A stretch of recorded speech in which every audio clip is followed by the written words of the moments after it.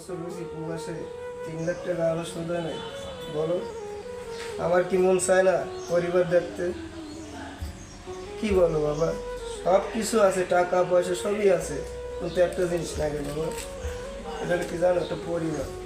তুমি করছো এই 8টা বছর আমি প্রবাসে, আমার টাকা শোধ হয় নাই, কি করবো বাবা? কি করার আছে? ঠিক আছে আব্বা, আমি যদি মরেও যাই, আমার লাশ তোমাকে ধরে যাবে না আব্বা। তোমরা ভালো থেকো। বন্ধু, কার কষ্ট কে দেখবে, কার কষ্ট কে বুঝবে? হায় রে প্রবাস জীবন, টাকার মেশি কামড়া। এক কাজ কর, তুই বাকালায় যা, যাই একটা ঠান্ডা নিয়ে না, যা। বন্ধু, তোমার থেকে তো আমার একা যাওয়া উচিত না। ভয় নাই বন্ধু, কোনো জায়গায় যাবো না, আমি থাকবো না, এই জায়গায় আছি।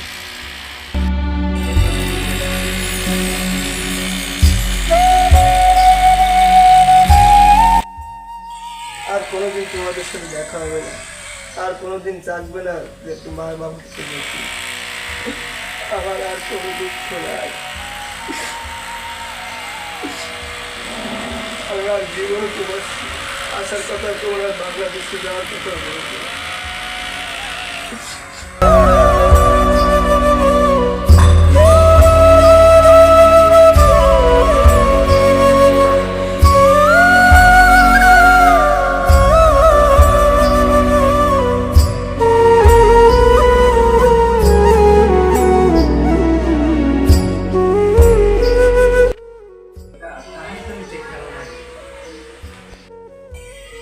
বন্ধু, বন্ধু একটা টাকা রেখে এসেছি বাসায়, তোরা খুচরা টাকা আছে? এ বন্ধু, বন্ধু, এ বন্ধু, ইকবাল, ইকবাল, এ বন্ধু, ইকবাল, ইকবাল, ইকবাল, বন্ধু কথা বল বন্ধু, হে বন্ধু, ইকবাল, বন্ধু, এ কথা বল, হে ইকবাল, ইকবাল, হ্যালো ভাই, ইকবাল বলেন ভাই, ভাই তাড়াতাড়ি আসছেন, আপনি কই ভাই? আসেন ভাই, আসেন তাড়াতাড়ি, আসছেন ভাই, ইকবাল ভাই নাই বলে আসেন তাড়াতাড়ি। ইকবাল, ইকবাল, ইকবাল, এই ইকবাল, দেখেছে ভাই ইকবাল কথা বলতেছে না ভাই। ইকবাল, ইকবাল, ইন্না লিল্লাহি ওয়া ইন্না ইলাইহি রাজিউন। ভাই কি হয়েছে ভাই? ভাই কি হয়েছে তো কথা বলেন। এই কি নেই? ওই জানিস হুম, করতে লক জানিস? হুম।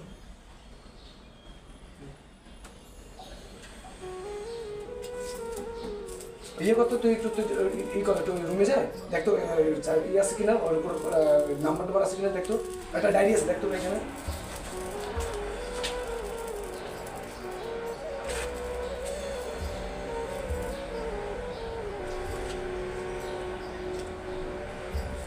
বলো তো, তো দেখো করতেছে না।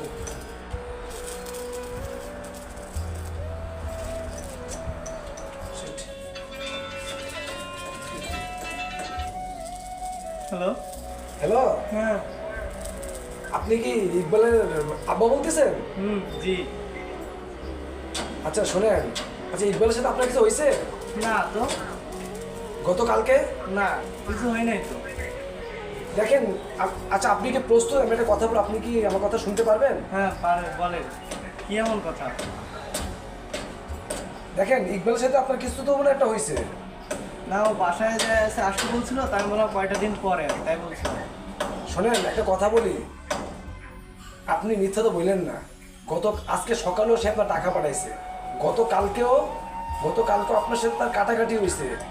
এখন আমি আপনার কি বলি সেটা শোনেন, আমি তো পেশাগত কথা বলতে চাচ্ছি না। আমি ওর রুমের, আমি হচ্ছে ওর কন্ট্রাক্টর, আমি এখানে আমার সাথে কাজ কখনো করে। আপনার ইকবাল আর বেঁচে নেই। কি বেছে নেই? কোথায় গেছে ও? টাকা পয়সা দেবে কোথায় থেকে তাহলে? আরে আপনি কি আমাকে বুঝতে, আপনার ইকবাল আর বেঁচে নেই, মারা বেঁচে গেছে। নেই? কি? কালকে আমার সাথে কথা বললো তো। কালকে আমরা আপনার সকাল করছে, সে টাকা পাঠাইছে। আমি এত টাকা কি করে শোধ করবো? এই যে টাকা দিয়ে গেছে এই যে বিদেশে, তাই টাকায় শোধ করবে কে? ওফ, আচ্ছা একটা কথা বলুন, আপনি কি ইকবালের সত্যিকারের বাবা? জি। তাহলে আপনার মতো তো ইমোশনাল নাই। দেখেন আমাদের পরিচয় হ্যালো, হ্যাঁ আপনি ইকবালের যদি অরিজিনাল বাবা থাকে এইটুকু কথা বলবেন না আপনি। তা আমি অনেক টাকা রিং হয়ে এটার কাছে কি করে দেবো, এরা তো অনেক চাপ দিচ্ছে। আচ্ছা একটা কথা জিজ্ঞেস করবো আপনার, বলেন। আপনার শরীরে কি মানুষের রক্ত? এই যে আপনার যে সন্তান, এই যে মেশিন টাকা মেশিন শেষ হয়ে গেছে, এখন এখন এখন এই লাশকে আমরা বাংলাদেশে পাঠিয়ে দেবো? আমার কাছে তো টাকা নাই, আমি যা করবেন করেন, আর টাকা দেবো কিভাবে সেই চিন্তা হচ্ছে, আর অনেক মানুষ তো টাকা পাবে আমাদের ধারে। আপনার মতন বাবার কোনো সন্তান হওয়া উচিত না, আর এর মতন সন্তানের কোনো বাবা হওয়া উচিত না। ওহ, এই আমি আপনার কথা বলতে যাচ্ছি না, কাটেন। হ্যাঁ রে তোমার জীবন। ইকবাল দেখ, ইকবাল তুই তো আজকে নেই, টাকা মেশিন তো শেষ হয়ে গেছিস দেশের মানুষের কাছে। আপনারা দেখেন, এই হচ্ছে প্রবাসী জীবন। আজকে টাকার মেশিন আজকে অফ হয়ে গেছে, আর যারা বিদেশে যারা কষ্ট করে পরিশ্রম করে এদের বোঝার মতো ক্ষমতা বাংলাদেশের মানুষের কারণ নেই। দেশের মানুষরা বোঝে না, তারা কি করে বুঝবে এই প্রবাসীদের কষ্ট, কি করে জানবে প্রবাসীদের কষ্ট কতটা? আজকে দেখেন এই যে লাশে পড়ে রয়েছে।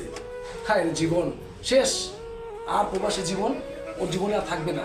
আমি জানি না তো আমি লাশ পাঠাতে পারবো কি বাংলাদেশে, আমরা চেষ্টা করবো এই লাশ যত শীঘ্রই পারি আমরা বাংলাদেশে পাঠাই দেবো। প্রয়োজন আমাদের বেতনের টাকাতে আমরা পাঠাই দেবো।